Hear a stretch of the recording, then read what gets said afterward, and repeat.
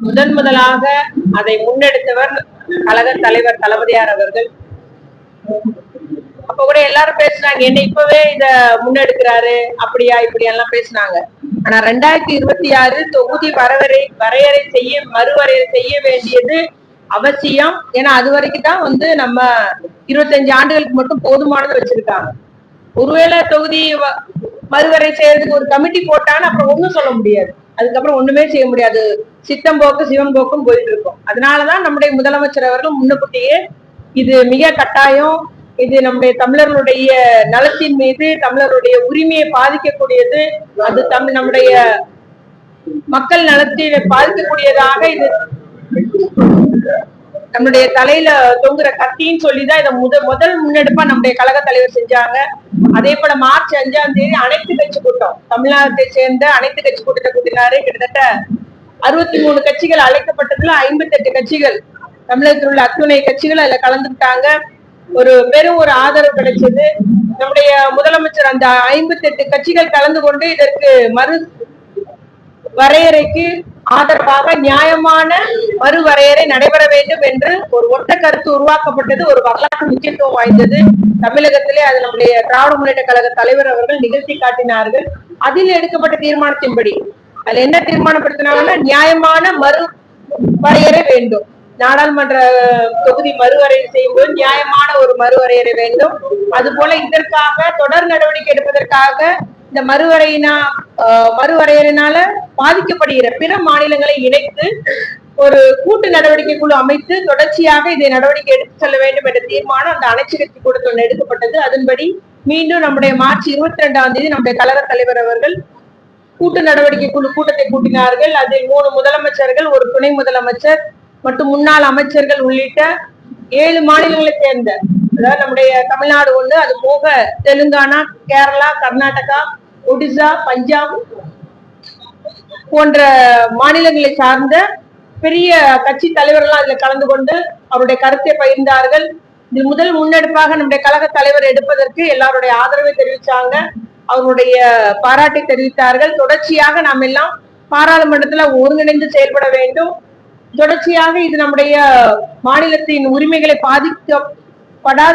பாதிக்காதபடி நாம் பார்த்துக் கொள்ள வேண்டும். நம்முடைய ஒன்றிய பாஜக அரசை வலியுறுத்த வேண்டும் என்றெல்லாம் அன்று முடிவு செய்யப்பட்டது. அதன்படி நம்முடைய பாராளுமன்ற உறுப்பினர் அத்துணை பேரும் பாராளுமன்றத்துல குரல் கொடுத்தாங்க. ஆனா எந்த பதிலும் சொல்லல. ஒரு சரியான பாராளுமன்ற உறுப்பினர் பேசக்கூட விடல, அவங்களுக்கு எந்த பதிலும் சொல்லல. ஆனா என்னைக்கோ ஒரு அமித்ஷா ஒரு கூட்டத்துல பேசி அந்த பேச்சை மட்டும் ஏற்கனவே சொல்லிருக்காங்க. ஆனா உறுதிமொழியை தரல. இந்த மாதிரி நீங்க எதிர்பார்க்கிற மாதிரி எது நடக்கல, இதுதான் உண்மை, இப்படி இப்படி செய்ய போறன்ற அந்த உறுதியை இதுவரைக்கும் ஒன்றிய பாஜக அரசு தொடர்ச்சியாக நம்முடைய இது எல்லா மாநிலங்களுக்கும் அவர்களுடைய மக்களிடமும் இதை எடுத்து செல்ல வேண்டும் என்று கூறப்பட்டுள்ளது. அதன்படி நம்முடைய தமிழகத்தை சார்ந்த நம்முடைய தமிழக மக்கள் அத்தனை பேருமே நீங்க இது நம்முடைய சேர்ந்து போராட வேண்டும். ஏனென்றால் நம்முடைய பிரதிநிதித்துவம் பாதிக்கப்படுது, நம்முடைய உரிமை பாதிக்கப்படுது, நம்ம குரலற்றவர்களா ஆகி விடுவோம். நமக்கு தொகுதி குறையுதுன்னா இப்பவே ஒவ்வொரு மக்களுடைய கோரிக்கை நிலைநாட்டுவதிலும் சரி, பாராளுமன்றத்துல குரல் கொடுப்பதிலும் இப்பவே கண்டும் காணாம இருக்கிற ஒரு ஒன்றிய அரசு பாஜக அரசு. அவ இன்னும் நம்மளுடைய தொகுதி எண்ணிக்கை குறையப்படுமானால் நம்முடைய கோரிக்கைகளை, மக்களுடைய நலன்களை, நம்முடைய கொள்கைகளை எடுத்துரைப்பதுல பெரிய சவாலாகிவிடும். நம்முடைய தமிழ்நாட்டுக்கே பெரிய சவாலாகிவிடும். அதனால இது மிக முக்கியமானது என்பதை மீண்டும் எல்லாருக்கும் நம்ம எடுத்து கூற விரும்புகிறோம். அது நம்முடைய தலைவர் அவர்கள் வரலாற்று முக்கியத்துவம் வாய்ந்த இந்த ஒரு முன்னெடுப்பை எடுத்தது மூலம் தொடர்ச்சியாக இதை எல்லார் மக்களிடமும் போய் சேர வேண்டும் என்று தொடர்ச்சியாக நம்ம மக்களுடைய ஆதரவு கேட்கிறோம். எல்லாரும் நம்முடைய தமிழக முதலமைச்சர் எடுத்ததுக்கு நீங்கள் ஆதரவு தந்திட வேண்டும் என்றும் நான் அன்போடு கேட்டுக்கொள்ள விரும்புகிறேன். அதே போல பாத்தீங்கன்னா அவர் மத்திய அமைச்சர் அவர்கள் நம்மள நாகரிகமற்றவர்கள் சொல்றாங்க. அப்போ நம்மள எந்த ஒரு இழிவான நோக்குல பாக்குறாங்கன்னு நமக்கு தெரியுது. அவர் நாகரிகமற்றவர்கள் சொல்லுவது கூட நம்மள எவ்வளவு இழிவா பாக்குறாங்கன்னு சொல்றது தெரியுது. அதனால நிச்சயமா இது நம்முடைய உரிமை நிலைநாட்டப்பட வேண்டிய கட்டாயம் அந்த நிலையில இருக்கோம். ஒண்ணு நியாயமான பழைய மாதிரியே அந்த நியாயமான ஒரு தொகுதி மறுவரையறை வேண்டும். இல்லைன்னா நீங்க இதே போல இருக்கிற மாதிரியே தொடர்ச்சியாக்க வேண்டும். இல்ல ஒட்டுமொத்தமா சமமான ஒரு நிதி, ஒரு பகிர்வு தர வேண்டும், ஒரு பிரதிநிதித்துவம் தர வேண்டும் என்பதை முதல்ல நம்முடைய கழக தலைவருடைய அந்த கோரிக்கையை நான் தமிழ்நாட்டு மக்களுக்கு எடுத்துக்கூற விரும்புகிறேன். ஆகவே மக்கள் அத்தனை பேரும் நம்ம எல்லாம் இதுல ஒருங்கிணைந்து செயல்படணும், ஒன்றிணைந்து செயல்படணும். மக்களுக்கு இந்த செய்திகளை நீங்க எல்லாம் செய்தியாளர்களும் சரி ஊடகத்தினர்களும் இந்த செய்தியை எடுத்துக்கூற வேண்டும் என்று எடுத்து செல்ல வேண்டும் என்று நான் அன்போடு கேட்டுக்கொள்ள விரும்புகிறேன். அடுத்தது நிதி பகிர்வு. நிதி பகிர்வும் பாத்தீங்கன்னா நம்மளுடைய அதிக நம்ம இந்த ஜிஎஸ்டிஎஃப்ல உற்பத்தி அளவுல உள்நாட்டு உற்பத்தியில 36% தமிழ்நாட்டினுடைய பங்கு. ஆனா நமக்கு நிதி பகிர்வா திருப்பி தர்றது 27% தான்.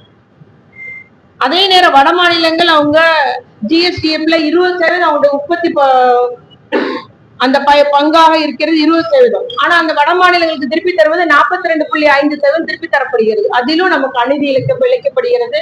அது போல நம்முடைய வடநாட்டுல உள்ளவங்க எல்லாம் ஒரு மொழி தான் பேசுறாங்க. ஆனா தமிழகத்துல மட்டும் மும்மொழி பேசணும்னு சொல்லிட்டு கட்டாயப்படுத்தப்படுகிறோம். அதற்காக நம்முடைய கல்விக்குரிய நிதி 2134 கோடி ரூபாய் இன்ன வரைக்கும் வழங்கல. அதே போல 100 நாள் வேலை திட்டம், அது உழைத்த மக்களுக்குரிய ஊதியத்தை கொடுக்க மாட்டேங்கிறாங்க. 3 மாசமா சம்பளம் தரல. 100 நாள் வேலை திட்டத்துல 3 மாசமா சம்பளம் தரல. அதற்கு தொடர்ச்சியாக இடைஞ்சல்கள். ஐக்கிய முற்போக்கு கூட்டணியினால் உருவாக்கப்பட்ட அந்த திட்டம் அதுல நம்முடைய ஏழை எளிய மக்களுக்கு தான் அதுல பயனடைகிறாங்க. கிட்டத்தட்ட 75% பெண்கள் தான் அதுல பயனடைகிறாங்க. குறிப்பா 50 வயதுக்கு மேற்பட்ட பெண்கள்.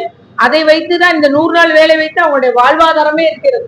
100 நாளை உயர்த்தி கொடுங்கன்ற ஒரு கோரிக்கையை வச்சுட்டு இருந்த இடத்துல இன்னைக்கு நேரடியா தான் சம்பளம் கொடுப்போம். நாங்க அதுக்கும் ஒத்துக்கிடுச்சு தமிழ்நாடு அரசு. எல்லாருடைய வங்கி கணக்கும் வாங்கி கொடுத்தாங்க. நேரடியா தான் சம்பளம் போடுது. அதுலயும் இந்த மக்கள் எவ்வளவு சிரமப்படுறாங்கன்னா, சம்பளம் வந்துட்டா வரலையான்றது தெரியப்படுத்துறது இல்லை, எந்த மெசேஜும் போடுறது இல்லை. வங்கியில அவங்க போய் அக்கௌண்ட பார்த்தாதான் வர வைக்கப்பட்டிருக்கா, அமௌண்ட் வந்திருக்கா என்னன்றதையும் அவங்களால தெரிஞ்சுக்கிட முடியுது. அதுலயும் அவங்க கஷ்டப்படுறாங்க.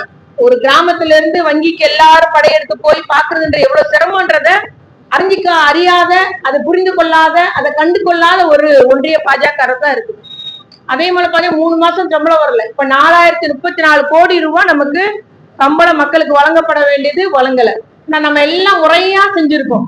அவருடைய அந்த வழிகாட்டின்படி சரியாக நிறைவேற்றப்படுகிற மாநிலம்னா அதுல தமிழ்நாடு ஒரு. ஆக இந்த நிதி நம்முடைய மக்களுக்காக, ஏழை எளிய மக்களுக்காக அந்த ஊதியத்தை ஒன்றிய பாஜக அரசு வழங்கிட வேண்டும் என்று நாங்க வலியுறுத்துகிறோம்.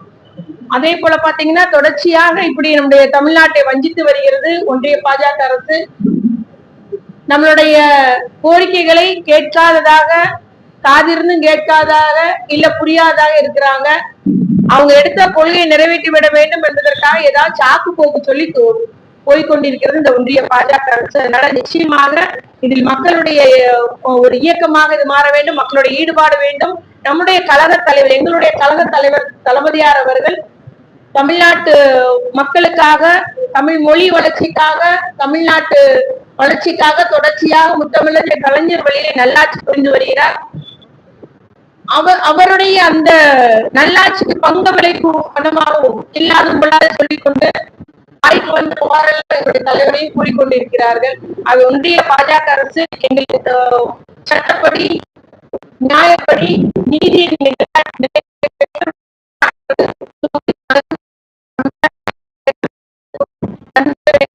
நான் வலியுறுத்தி கூற விரும்புகிறேன்.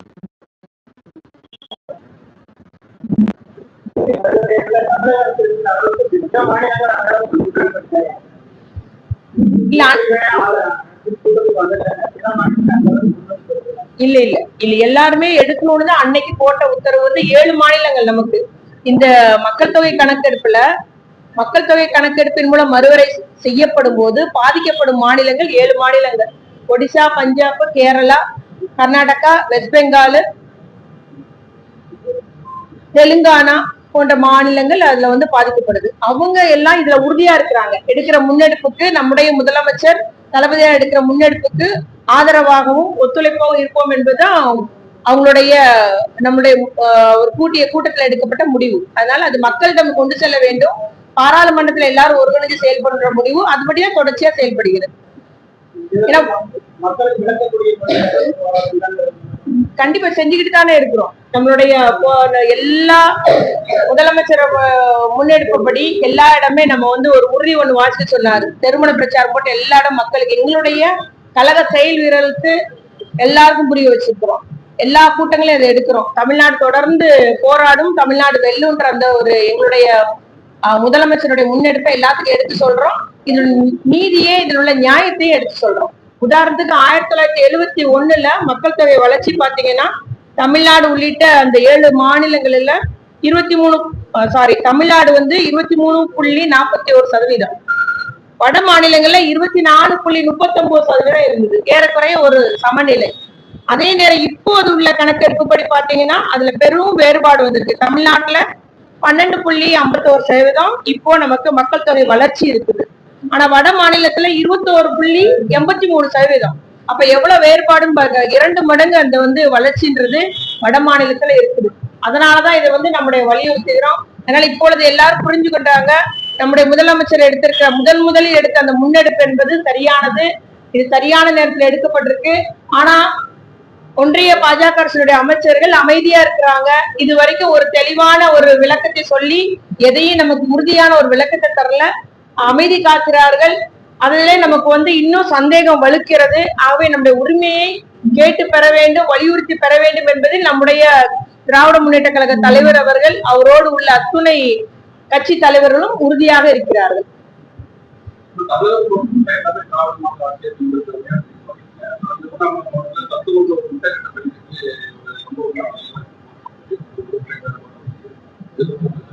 இல்ல, அது அந்த சமையலரும் சமையல் உதவியாளர், சமையலர் லட்சுமி, சமையல் உதவியாளர் முனியம்மான்றவங்க அன்னைக்கு அந்த சிறுவன் 5ஆம் வகுப்பு மாணவன் ஜோதீஸ்வர் என்ற முட்டை கேட்டிருக்காரு. அது முட்டை இல்லைன்னு சொல்லியிருக்காங்க. அதுல அந்த பையன் என்ன சொன்னாரோ தெரியல, அந்த தொடக்கத்தால விளக்குமாறு நம்ம சொல்லுவோம், அதனால அடிச்ச காட்சி வீடியோல பார்த்தோம். உடனடியா அது நமக்கு தெரியப்பட்ட உடனே 3ஆம் தேதி, அதாவது இன்னைக்கு 5ஆம் தேதி, முந்தின நாளே அவர் இருவரையும் நம்ம சஸ்பெண்ட் பண்ணிட்டோம். அந்த சமையல் சஸ்பெண்ட் பண்ணிட்டோம். மட்டுமல்லாமல் நேற்று மாலை 2 பேர் மேலையும் இளஞ்சிறார் அந்த வழக்குப்படி, ஜூனியர் ஜஸ்டிஸ் அந்த ஆக்ட் படி அவர்கள் கைது செய்யப்பட்டுள்ளார்கள். ஏன்னா சிறார் மீது ஏற்பட்ட அந்த வன்கொடுமையினால அவங்கள கைது செய்யப்பட்டிருக்குது. அதனால நிச்சயமா திராவிட மாடல் அரசு, திராவிட மாடல் எங்களுடைய தலைவர் அவர்கள் ஒரு காலம் குழந்தைகளுக்கு எதிரான வன்முறைக்கு இந்த அரசு சகிக்காது. எங்களுடைய தலைவர் உடனடியா நடவடிக்கை எடுப்பாரு. உடனே நடவடிக்கை எடுத்தாரு. எல்லா இடமுமே சர்க்கிள் இருக்குங்க. சமூக தணிக்கைன்றது நடைபெறுகிறது. ஆசிரியரை சாப்பிட்டு அந்த ருசியானது எப்படி இருக்குது, பிள்ளைங்களுக்கு ருசியான சாப்பாடு வழங்கப்படுதான்றது ஒரு ஆசிரியர் டெய்லி போய் சாப்பிடணுன்றது வச்சிருக்கிறோம். அதே போல நம்முடைய வீடியோ ரொட்டீனா அந்த கண்காணிப்புன்றது பண்ணணும்னு சொல்லியிருக்கோம். மாவட்ட ஆட்சித்தலைவருடைய நேர்முக உதவியாளர் போறாரு, எல்லாத்துக்குமே டைரி கொடுத்து போகணுன்றதெல்லாம் வச்சிருக்கிறோம். இது அங்க ஒரு நிகழ்வு நடந்தது, அது பெரிய ஒரு கண்டிக்கத்தக்க ஒரு செயல் தான் நடந்துச்சு. அதுக்கு நடவடிக்கை உடனடியா எடுத்துட்டாங்க.